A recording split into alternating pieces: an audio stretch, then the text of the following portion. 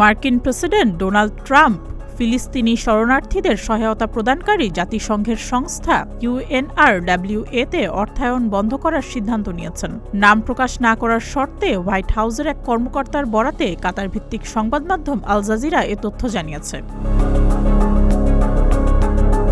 যুক্তরাষ্ট্র ছিল UNRWA-এর সবচেয়ে বড় দাতা। দেশটি প্রতি বছর ৩০০ থেকে ৪০০ মিলিয়ন ডলার অনুদান দিত। তবে ২০২৪ সালে ইসরায়েলে হামাসের ৭ অক্টোবরের হামলায় UNRWA জড়িত ছিল এমন মিথ্যা অভিযোগ তোলার পর বাইডেন প্রশাসন সংস্থাটিতে অর্থায়ন বন্ধ করে দেয়। তবে ইসরায়েলের এই দাবির পক্ষে কোনো প্রমাণ পাওয়া যায়নি। এরপরেও মার্কিন কংগ্রেস ২০২৫ সালের মার্চ পর্যন্ত সংস্থাটিতে আর্থিক সাহায্য বন্ধ রাখার সিদ্ধান্ত নেয়। এবার সেই নিষেধাজ্ঞা আরও বাড়ানোর সিদ্ধান্ত নিয়েছেন ডোনাল্ড ট্রাম্প। গত বছরের অক্টোবরে ইসরায়েলের পার্লামেন্ট নেসেট UNRWA-এর কার্যক্রম নিষিদ্ধ করার জন্য দুটি বিল পাশ করে।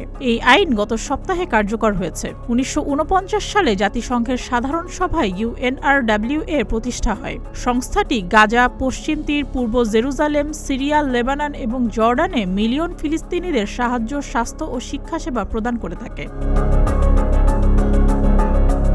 UNRWA-এর সংস্থাটির প্রতিবেদন অনুসারে ইসরায়েলি বাহিনী গাজা উপকূলে তাদের ১৫ মাসের আক্রমণের সময় ২৭২ জন UNRWA কর্মীকে হত্যা করেছে এবং সংস্থাটির ভবনগুলিতে বারবার হামলা চালিয়েছে। এসব ভবনে হাজার হাজার ফিলিস্তিনি আশ্রয় নিয়েছিলেন। এদিকে ট্রাম্প UNRWA-এর বিরুদ্ধে আরও একটি কার্যনির্বাহী আদেশে সই করার পরিকল্পনা করেছেন।